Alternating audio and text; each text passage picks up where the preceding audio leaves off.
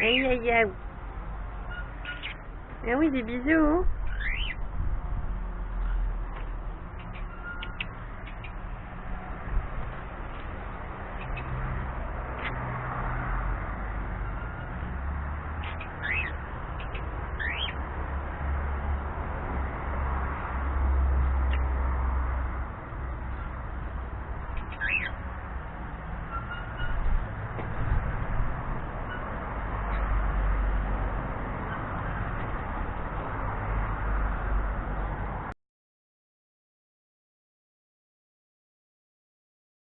Bonjour la Team Cap Dog, bonjour amis internautes.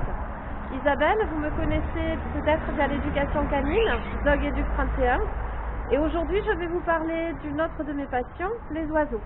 Parce qu'on entend énormément de légendes urbaines dans le monde des oiseaux aussi. Et pourtant, les principes des méthodes positives que prône la Team Cap Dog et qui essaie de promouvoir la Team Cap Dog sont valables pour eux aussi.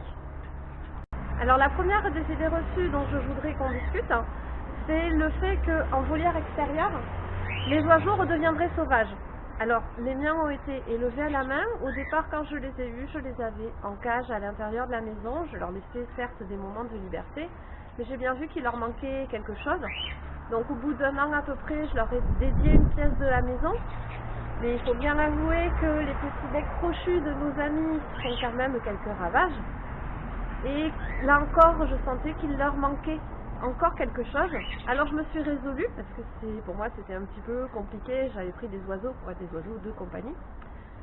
Mais ils le méritent, donc je me suis arrangée pour leur construire un espace extérieur. Et ils sont installés en espace extérieur depuis le mois de juillet.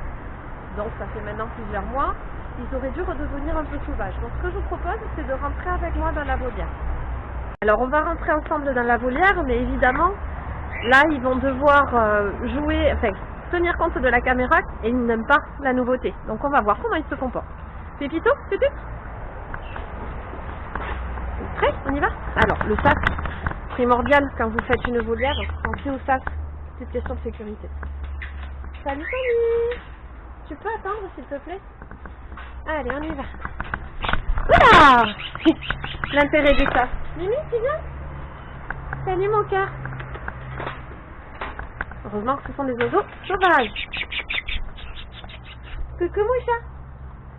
Comment ça, ouais. Donc des oiseaux qui redeviennent complètement sauvages. Hein, Lucie?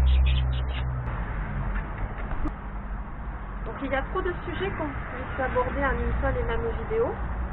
Il y en a un dont je voudrais parler, c'est ça, c'est le perroquet qui vous pince.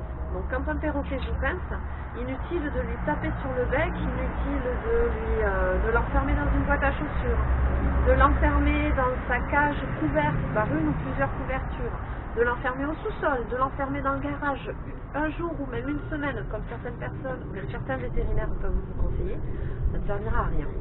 Le mieux à faire, ça va être sur un perroquet qui vous pince, de ne pas marquer d'attitude, alors ça c'est compliqué, moi j'ai encore du mal. Ne pas lui montrer que ça vous touche et au contraire ça va être de le déposer. De lui dire non mais quand tu fais ça t'es juste pas drôle. Voilà, là t'es pas drôle. Hop. Donc t'es pas drôle, tu t'en vas. Et par contre si tu reviens et que t'es sympa, là tu seras récompensé. Cookie a tendance à régulièrement me pincer, mais là il est sage, donc là je le récompense. C'est tout. C'est bien ma fille. Salut mes filles. Tu veux que tu pinces? Ouais. Là on est sage, on a une récompense. C'est cool. Donc être sage sur moi, c'est cool. Si on fait l'andouille, on va se sortir, on va se retrouver tout seul, donc isolé du groupe social. Là pour le coup, le groupe social c'est moi. Et dans ce cas-là, ce sera pas cool, et donc ce comportement va avoir tendance à être évité par l'oiseau. Ils sont pas plus bêtes que la moyenne, ils savent très bien s'adapter. Tout. Oui, c'est bien. Vous êtes en train de vous chamailler tous les deux. Voilà. Donc si on se chamaille, hop, on s'en va. Qui c'est qui vient? Cookie? Non, ça c'est Muffin. Oui, Cookie, c'est bien. Nous venions, oiseau. C'est bien. Bon, Samy est parti au goûter. Donc vous ne le verrez pas pour l'instant. Il a trouvé mieux à faire. Ben, tant mieux, c'est sa façon d'être, c'est son histoire, c'est pas grave.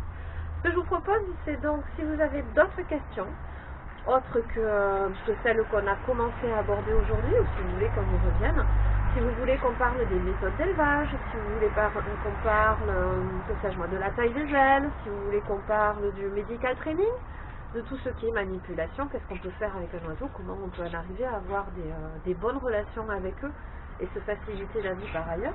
Je ne suis pas une experte, mais après on pourra aussi s'appuyer sur d'autres personnes, éventuellement il n'y a pas de souci là-dessus. L'idée c'est de vous aider à mieux comprendre et mieux respecter nos amis les animaux, qu'ils soient à plumes ou à poil. Je vous souhaite une bonne soirée, à bientôt.